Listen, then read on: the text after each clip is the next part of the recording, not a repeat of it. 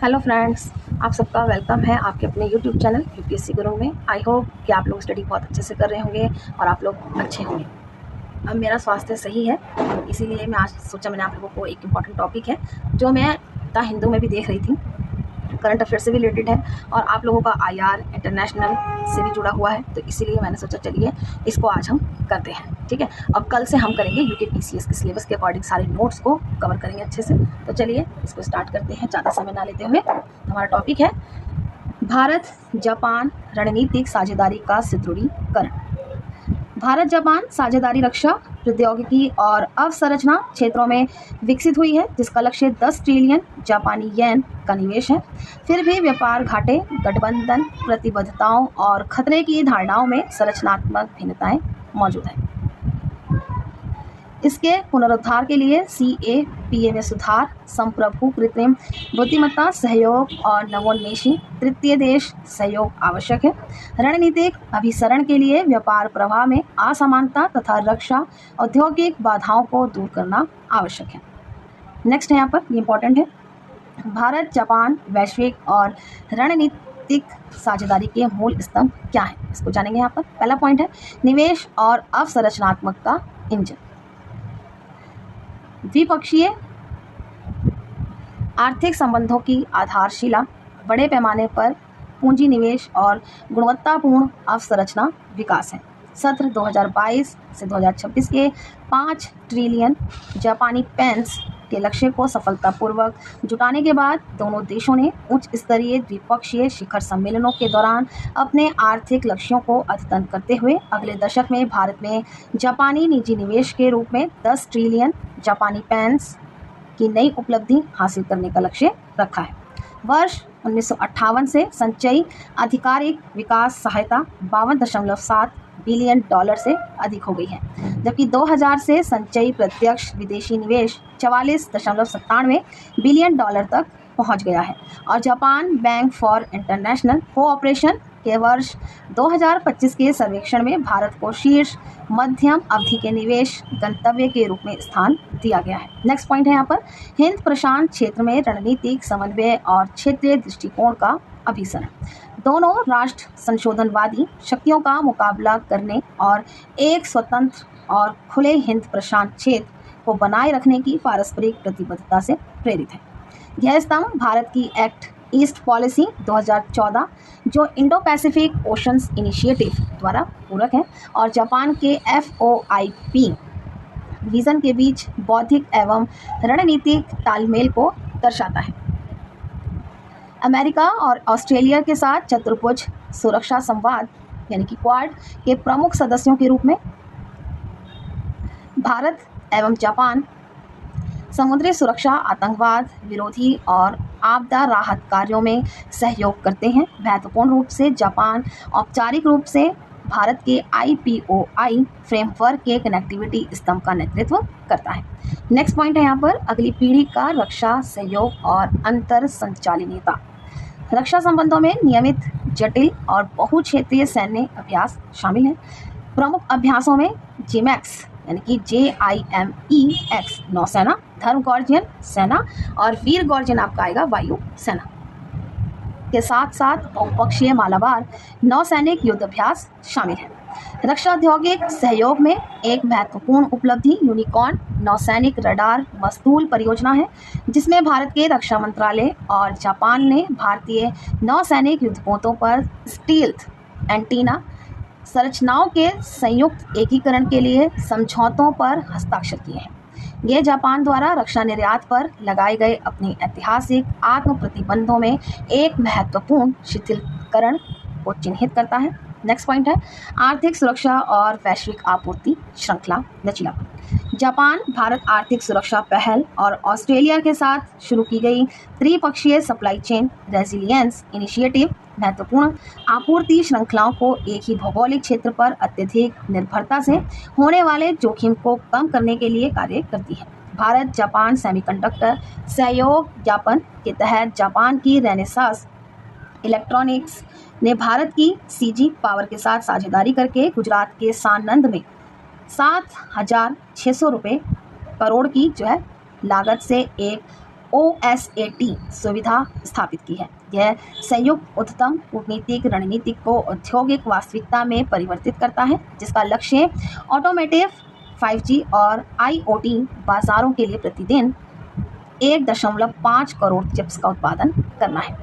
दोनों देशों ने भारत के 8 राज्यों में 11 आधिकारिक तौर पर मान्यता प्राप्त जापान औद्योगिक टाउनशिप विकसित किए हैं, जैसे राजस्थान में नीमराना और आंध्र प्रदेश में श्री सिटी, जिनमें 1400 से अधिक सक्रिय जापानी निगम स्थित हैं। नेक्स्ट पॉइंट है यहाँ पर हाईटेक इनोवेशन और डिजिटल पार्टनरशिप 2.0। यह मान्यता देते हुए कि जापानी हार्डवेयर विशेषज्ञता भारत के विश्व स्तरीय सॉफ्टवेयर इकोसिस्टम की पूरक है। भारत जापान डिजिटल पार्टनरशिप और आर्टिफिशियल इंटेलिजेंस, 5G, 6G संचार नेटवर्क, क्वांटम कंप्यूटिंग और अंतरिक्ष अन्वेषण सहित डीप टेक पर ध्यान केंद्रित करती है। जापान भारत कृत्रिम बुद्धिमत्ता सहयोग पहल का मुख्य उद्देश्य लार्ज लैंग्वेज मॉडल्स में संयुक्त अनुसंधान और उद्योग अकादमिक आदान प्रदान करना है। अंतरिक्ष क्षेत्र में इसरो और जाक्सा चंद्रमा के दक्षिणी ध्रुव को लक्षित करते हुए एक संयुक्त रोबोटिक चंद्र landing mission lunar polar exploration के क्रियान्वयन में जुटे हुए हैं। नेक्स्ट पॉइंट है यहाँ पर स्वच्छ ऊर्जा साझेदारी और हरित हाइड्रोजन पारिस्थितिकी तंत्र।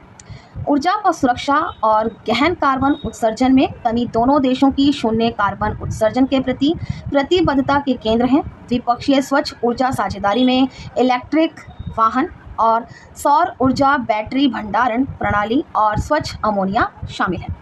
भारत जापान स्वच्छ हाइड्रोजन और अमोनिया पारिस्थितिकी तंत्र जापान की उन्नत हाइड्रोजन प्रौद्योगिकी को भारत के घरेलू राष्ट्रीय हरित हाइड्रोजन मिशन, जिसका लक्ष्य वर्ष 2030 तक प्रति वर्ष 5 मिलियन मीट्रिक टन हरित हाइड्रोजन उत्पादन करना है, उससे जुड़ता है। इसके अतिरिक्त जापान ग्रामीण स्वच्छ ऊर्जा को बढ़ावा देने के लिए असम में 60 अरब जापानी पेंस की लागत वाली बांस आधारित बायोएथेनॉल परियोजना का भी समर्थन कर रहा है। नेक्स्ट पॉइंट है यहाँ पर पूर्वोत्तर भारत और उससे आगे रणनीतिक संपर्क। भारत के भू आबद्ध पूर्वोत्तर क्षेत्र के विकास और क्षेत्रीय भू राजनीतिक कमजोरियों का मुकाबला करने के लिए भारत और जापान ने वर्ष 2017 में एक्ट ईस्ट फोरम की स्थापना की। यह रणनीतिक मंच NER के आर्थिक विकास को गति प्रदान करता है, साथ ही क्षेत्र के भीतर और दक्षिण पूर्व एशिया तक महत्वपूर्ण संपर्क अवसंरचना का सक्रिय रूप से निर्माण करता है। JICA असम, मेघालय और मिजोरम में बड़े पैमाने पर सड़क नेटवर्क कनेक्टिविटी परियोजनाओं के लिए त्वरित रूप से वित्त पोषण कर रहा है, जिसमें ब्रह्मपुत्र नदी पर धुबरी फुलबारी पुल का निर्माण भी शामिल है, जो पूर्ण होने पर भारत के सबसे लंबे नदी पुलों में से एक होगा। नेक्स्ट पॉइंट है यहाँ पर अगली पीढ़ी की गतिशीलता और मानव संसाधन आदान प्रदान। भारत जापान मानव संसाधन आदान प्रदान कार्य योजना का लक्ष्य दोनों दिशाओं में 5 लाख से अधिक कर्मियों का आदान प्रदान करना है। इसमें जापान के डिजिटल परिवर्तन को गति देने के लिए विशिष्ट कुशल श्रमिक और तकनीकी प्रशिक्षण कार्यक्रम वीज़ा ढांचे के तहत 5 लाख उच्च कुशल भारतीय पेशेवरों को सीधे जापान भेजना शामिल है। नेक्स्ट यहाँ पर आपके लिए एक नोट है, इसको नोट करिएगा थोड़ा। जापान भारत विनिर्माण संस्थान और जापानी एंडाउंड कोर्सेज के माध्यम से भारत व जापान काइजेन एवं 5S जैसी जापानी कार्य पद्धतियों का उपयोग करके भविष्य के शॉप फ्लोर लीडर्स तथा मध्य प्रबंधन इंजीनियरों को प्रशिक्षित करके कौशल विकास पर सहयोग करते हैं। अब यहाँ पे एक पॉइंट इंपॉर्टेंट है, इसको नोट करिएगा। भारत जापान संबंधों में रणनीतिक मतभेदों के मुख्य क्षेत्र कौन से हैं? इसमें पॉइंट है पहला असममित व्यापार प्रवाह और CAPA व्यापार घाटा। यद्यपि राजनीतिक संबंध सुदृढ़ हैं, तथापि द्विपक्षीय आर्थिक प्रवाह अत्यधिक संतुलित बने हुए हैं, जो एक स्पष्ट वाणिज्यिक विचलन को प्रशिक्षित करते हैं। व्यापार की मात्रा सत्र 2020 से 21 में 15.33 अरब डॉलर से बढ़कर सत्र 2025 से 26 में 27.47 अरब डॉलर हो गई, जो 79% की वृद्धि है। हालांकि व्यापार घाटा बना हुआ है क्योंकि भारत का आयात 21.43 अरब डॉलर तक पहुंच गया, जबकि निर्यात 6.04 अरब डॉलर रहा। इससे भारत को 15.39 अरब अमेरिकी डॉलर के भारी द्विपक्षीय व्यापार घाटे का जो है सामना करना पड़ रहा है।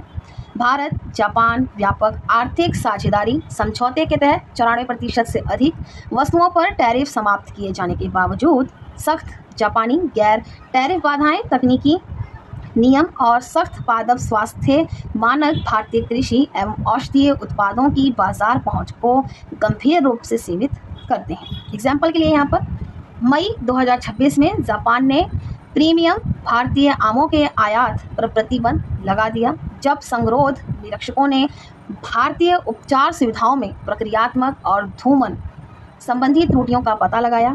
ठीक है, यहाँ पे नेक्स्ट पॉइंट है गठबंधन प्रतिबद्धताएं बनाम बहु संरेखण। दोनों देशों की बाह्य साझेदारियों की संरचनात्मक प्रकृति संचालनात्मक स्तर पर घर्षण उत्पन्न करती है।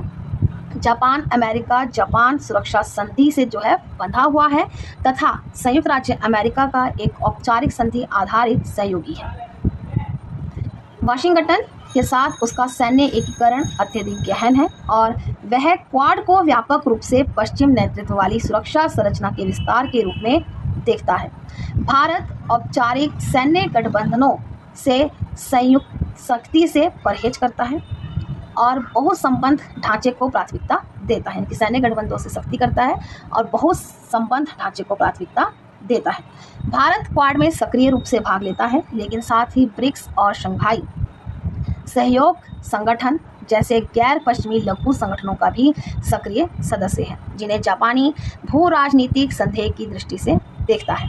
परस्पर विरोधी बहुपक्षीय व्यापार रणनीतियाँ। भारत और जापान के पास हिंद प्रशांत क्षेत्र की आर्थिक संरचना के लिए मौलिक रूप से भिन्न दृष्टिकोण है। जहां जापान ने क्षेत्रीय बाजार तक पहुंच सुनिश्चित करने के लिए क्षेत्रीय व्यापक आर्थिक साझेदारी का समर्थन किया और इसका एक प्रमुख सदस्य बना हुआ है, वहीं भारत ने अपने घरेलू डेयरी सूक्ष्म लघु एवं मध्यम उद्यम और विनिर्माण क्षेत्रों को चीनी डंपिंग से बचाने के लिए वार्ता से बाहर निकल गया। जापान चीन के प्रभाव को संतुलित करने के लिए RCEP में भारत की पुनः प्रविष्टि के लिए लगातार पैरवी कर रहा है, लेकिन भारत व्यापक क्षेत्रीय समझौतों के स्थान पर लक्षित द्विपक्षीय व्यापार समझौतों को प्राथमिकता देने की अपनी नीति पर दृढ़ बना हुआ है। नेक्स्ट पॉइंट है खतरे की अलग अलग धारणाएं। भारत की तत्कालिक सुरक्षा चुनौतियां मूलतः स्थलीय हैं, जिनका केंद्र चीन तथा पाकिस्तान के साथ अनसुलझी पर्वतीय सीमाएं हैं, जिसके कारण वास्तविक नियंत्रण रेखा के साथ व्यापक सैन्य तथा अवसंरचनात्मक तैनाती की आवश्यकता होती है। इसके विपरीत जापान की खतरा धारणा मुख्यतः समुद्री है, जिसका केंद्र पूर्वी चीन सागर, विशेष रूप से सेनकाकू द्वीप समूह, ताइवान जलडमरू मध्य तथा उत्तर कोरिया के बैलिस्टिक मिसाइल परीक्षण है। इस विषमता के कारण संयुक्त संसाधनों, रक्षा अभ्यासों और क्वाड के आदेशों को प्राथमिकता देने के संबंध में परिचालन संबंधी मतभेद उत्पन्न होते हैं। नेक्स्ट पॉइंट है रक्षा औद्योगिक सहयोग और प्रौद्योगिकी अंतरण में बाधा। रक्षा उपकरण और प्रौद्योगिकी सहयोग जैसे ढांचों पर हस्ताक्षर करने के बावजूद संरचनात्मक अंतरों के कारण वास्तविक रक्षा बिक्री लगभग ना के बराबर बनी हुई है। भारत की मेक इन इंडिया पहल के तहत रक्षा सौदों के लिए प्रौद्योगिकी अंतरण और स्थानीय सह उत्पादन की मांग की गई है, किंतु जापान का रक्षा क्षेत्र जो शांतिवादी निर्यात प्रतिबंधों से क्रमिक रूप से बाहर निकल रहा है, वैश्विक निविदा प्रक्रिया तथा स्थानीय विनिर्माण आवश्यकताओं के संबंध में सीमित अनुभव रखता है। इस गतिरोध ने भारत द्वारा जापान के शिनमाइवा US-2 उभयचर विमान की प्रस्तावित खरीद को लेकर एक दशक से चल रही वार्ताओं को स्थगित कर दिया, क्योंकि मूल्य निर्धारण और प्रौद्योगिकी साझाकरण को लेकर असहमति ने अंतिम सौदे को रोक दिया। नेक्स्ट पॉइंट है यहाँ पर रूस और सामरिक स्वायत्तता पर मतभेद। एक प्रमुख भू राजनीतिक विभाजन रूस के प्रति उनके परस्पर विरोधी दृष्टिकोण से उत्पन्न होता है। G7 देशों में से एक प्रमुख देश होने के नाते जापान ने रूस के खिलाफ पश्चिमी प्रतिबंधों का पुरजोर समर्थन किया है। भारत ने अपनी रणनीतिक स्वायत्तता के सिद्धांत को बरकरार रखते हुए पश्चिमी प्रतिबंधों को दरकिनार कर रूस के साथ गहन रक्षा औद्योगिक संबंध बनाए रखे हैं तथा रूसी कच्चे तेल के आयात में भारी वृद्धि की है। जापान रूस की कार्रवाइयों को नियम आधारित अंतर्राष्ट्रीय व्यवस्था के लिए सीधा खतरा मानता है, जबकि भारत रूस को एक अपरिहार्य भू राजनीतिक साझेदार के रूप में देखता है। नेक्स्ट पॉइंट है तृतीय देशीय सहयोग तथा अफ्रीका में क्रियान्वयन संबंधी वास्तविकता अंतर। दोनों देशों ने चीन की बेल्ट एंड रोड पहल का मुकाबला करने के लिए एशिया अफ्रीका विकास गलियारे की शुरुआत की, किंतु उनकी संस्थागत क्रियान्वयन व्यवस्थाएं परस्पर अनुरूप नहीं है।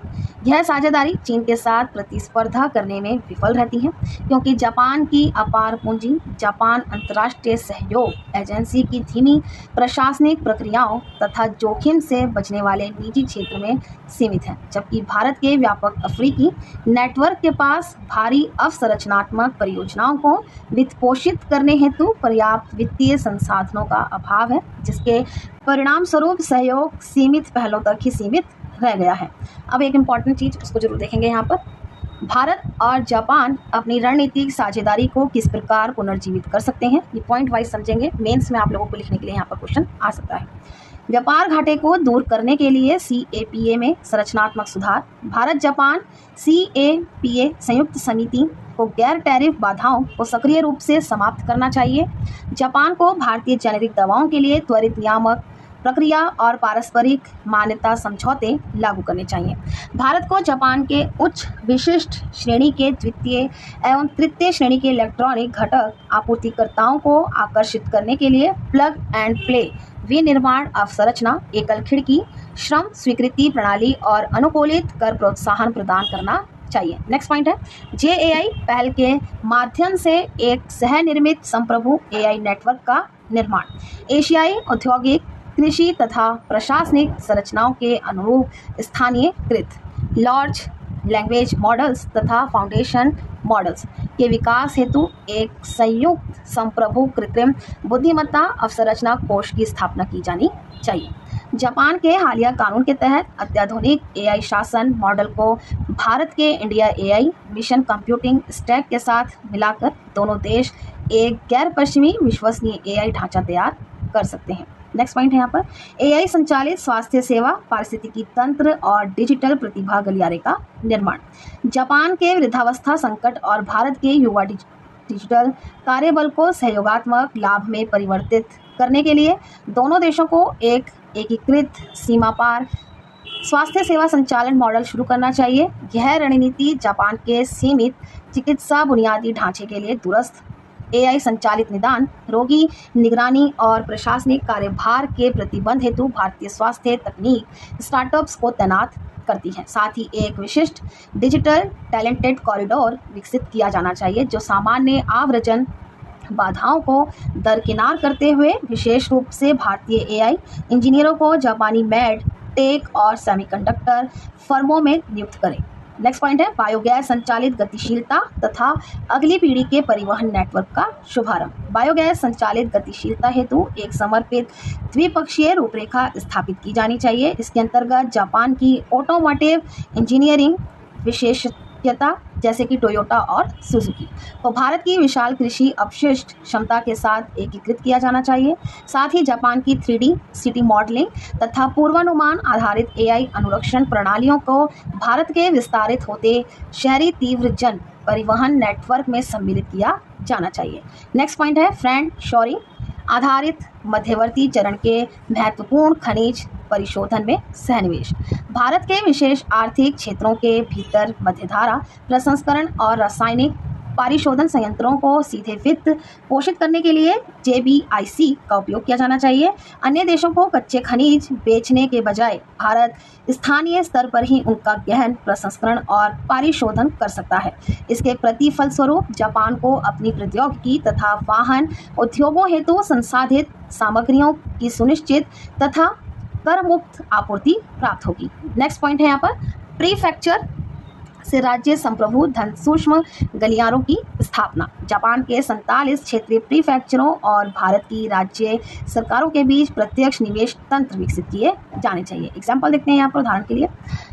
तकनीकी रूप से उन्नत प्रांतों को गुजरात सेमीकंडक्टर विनिर्माण के लिए या कर्नाटक एरोस्पेस अनुसंधान एवं विकास के लिए जैसे राज्यों से प्रत्यक्ष रूप से जो है जोड़ना चाहिए। स्थानीय सूक्ष्म संप्रभु धन कोषों की स्थापना से संघीय स्तर पर किए जाने वाले समझौतों की तुलना में स्थानीय भूमि और श्रम परमिट बहुत तेजी से प्राप्त किए जा सकते हैं। नेक्स्ट पॉइंट है बौद्धिक संपदा व्यवसायीकरण सेतु का निर्माण। भारत की सॉफ्टवेयर दक्षता तथा जापान की उन्नत हार्डवेयर विशेषज्ञता के मध्य सेतु निर्माण हेतु दोनों देशों को Bharat Japan tech IP exchange स्थापित करना चाहिए। यह प्लेटफॉर्म भारतीय सॉफ्टवेयर और हार्डवेयर स्टार्टअप्स को जापानी प्रयोगशालाओं में प्रोटोटाइप का परीक्षण करने की अनुमति देगा, जिससे जापानी फर्मों को जमीनी स्तर के पेटेंट को तेजी से बढ़ाने के लिए प्रारंभिक इक्विटी या संयुक्त लाइसेंसिंग अधिकार मिलेंगे। नेक्स्ट पॉइंट है यहाँ पर तृतीय देशीय सहयोग को मॉड्यूलर त्रिपक्षीय संरचनाओं की ओर उन्मुख करना। पूंजी गहन मेगा प्रोजेक्टों को आगे बढ़ाने के बजाय जापानी समुद्री अवसंरचना वित्त पोषण को भारत की सिद्ध डिजिटल पब्लिक इंफ्रास्ट्रक्चर जैसे कि यूपीआई और डिजिटल पहचान प्लेटफॉर्म के साथ मिलाकर संयुक्त पहल की जानी चाहिए, ताकि भागीदार देशों को तत्काल उच्च दृश्यता वाले भू आर्थिक विकल्प प्रदान किए जा सकें। निकटवर्ती समुद्री क्षेत्रों जैसे कि श्रीलंका, बांग्लादेश और पूर्वी अफ्रीका के चुनिंदा बंदरगाह में तृतीय देशों की राजनीतिक रणनीतियों को अधिक सटीक एवं लक्षित त्रिपक्षीय ढांचों की दिशा में पुनर्संरचित किया जाना चाहिए। अब बात करते हैं यहाँ पे हम सॉल्यूशन की। इसका पूरा सॉल्यूशन क्या है? भारत जापान साझेदारी हिंद प्रशांत क्षेत्र की स्थिरता का आधारशिला है, जो आर्थिक मजबूती और समुद्री सुरक्षा को जोड़ती है। भू राजनीतिक मतभेद और व्यापारिक बाधाएं इस रिश्ते की परीक्षा ले रही हैं, लेकिन भविष्य में इसकी मजबूती पारंपरिक कूटनीति से आगे बढ़ने पर निर्भर करती है। प्रौद्योगिकी आधारित सह नवाचार आपूर्ति श्रृंखला में मित्र देशों के साथ सहयोग और समुत्थानशील त्रिपक्षीय ढांचों को अपनाने से साझा दृष्टिकोण एक निर्णायक वैश्विक धुरी में परिणत हो सकेंगे। तो यहाँ पे आपका ये टॉपिक फिनिश होता है। आई होप आपको ये टॉपिक अच्छा लगा होगा। कोई भी दिक्कत हो आप मुझे बताइएगा। यहाँ पे एक प्रश्न है, आपकी प्रैक्टिस के लिए इसको प्रैक्टिस करिएगा आप लोग। हिंद प्रशांत क्षेत्र में भारत और जापान के बीच रणनीतिक अभिसरण सुदृढ़ है, फिर भी उनके आर्थिक संबंध इस गति के अनुरूप नहीं है। इसका समालोचनात्मक विश्लेषण कीजिए, जिसको आप प्रैक्टिस करिएगा।